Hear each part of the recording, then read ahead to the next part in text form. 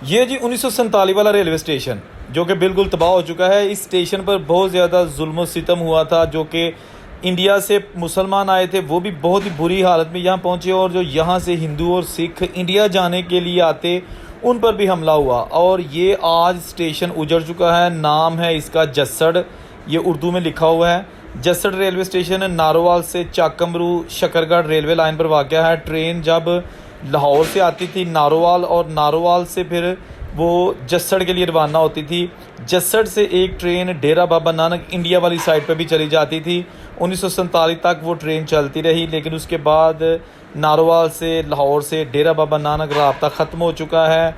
और सिर्फ अब लाहौर से समझौता एक्सप्रेस लाहौर दिल्ली जाती है, लेकिन वो भी गुज़श्ता 5-6 सालों से बंद है, जिसकी वजह से जो मुसाफिर हैं पाकिस्तान और इंडिया के जो वीज़े लेके आते जाते हैं वो बिल्कुल अब हाथों पे हाथ रख के बेचारे